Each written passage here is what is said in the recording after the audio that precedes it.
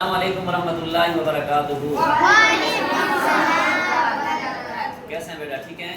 اچھا، آج جو ہم اپنا ٹاپک پڑھنے جا رہے ہیں وہ ٹاپک بہت اہم ہے اس حوالے سے کہ ہم مسلمان ہیں اور ہم تمام مسلمانوں کو یہ حکم ہے نہیں ہے جس چیز کی ہمیں ضرورت ہو ہم اللہ رب العزت سے مانگے۔ ہمیں کیا حکم ہے؟ ہم کس سے مانگے؟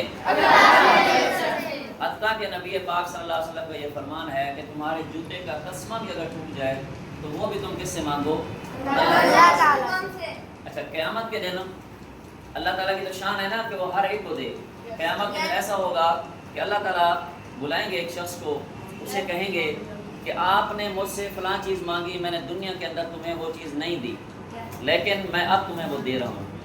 تو ایک تو یہ ہے کہ دعا کے لیے آپ نے دو تین باتیں ذہن میں رکھنی ہیں کہ یا تو اللہ تعالیٰ فوراً دعا قبول کرتے ہیں یا پھر اس دعا کے بدلے اللہ تعالیٰ کوئی مصیبت پریشانی دور کر دیتے ہیں۔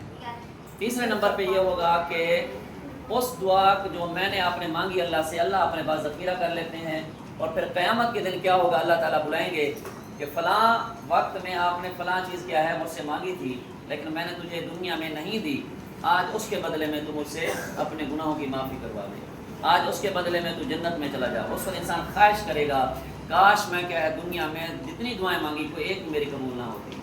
ٹھیک ہے، دعا کی بڑی اہمیت ہے، تو آپ بھی صبح شام دعائیں مانگا کرو۔ اس لیے کہا جاتا ہے کھانے سے پہلے دعا کرو، پانی پینے سے پہلے دعا کرو، ٹھیک ہو گیا، اٹھنے سے پہلے دعا کرو، جب نیند کرنے جا رہے ہو تب دعا کرو۔ تو دعاؤں کا اپنے اندر کیا ہم نے اہتمام کرنا ہے۔ تمام نبی اللہ کے وہ دعائیں اللہ سے مانگتے تھے۔ قرآن پاک کے اندر بہت سارے نبیوں کی دعائیں ہیں، جیسے آپ رب اشرح لی پڑھتے ہیں، ربنا آتنا فی الدنیا پڑھتے ہیں، یہ ساری قرآن کے اندر ہیں۔ تو آج جو ہمارا ٹاپک ہے اس کے اندر ہمارے پاس دو دعائیں ہوں گے، ایک حضرت آدم علیہ السلام کی دعا اور دوسری دعا کیا ہے، رحمت اور ہدایت کے حصول کی دعا۔ تو ہم سب سے پہلی دعا کریں گے حضرت آدم علیہ السلام والی، ٹھیک ہے بیٹا؟ آپ میرے ساتھ پڑھیں گے، بسم اللہ الرحمن الرحیم، بسم اللہ الرحمن الرحیم، ربنا ظلمنا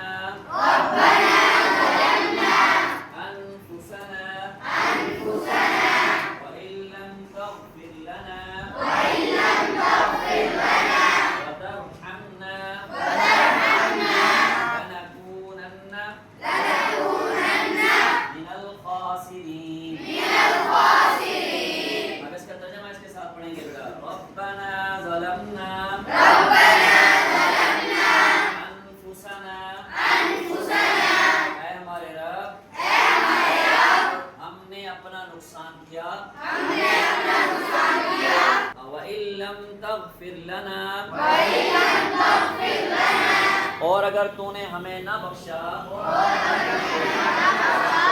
اور ہم پر رحم نہ فرمایا تو ہم ضرور ہو جائیں گے لنکونن من الخاسرین،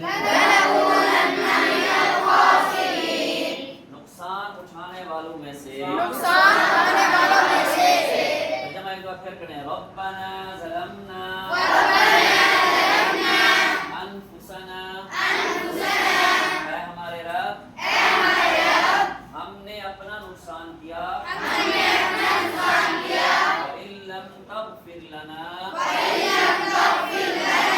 اور اگر تو نے ہمیں نہ بخشا، وَتَرْحَمْنَا، اور ہم پر رحم نہ فرمایا، لَنَكُونَنَّ مِنَ الْخَاسِرِينَ، تو ہم ضرور ہو جائیں گے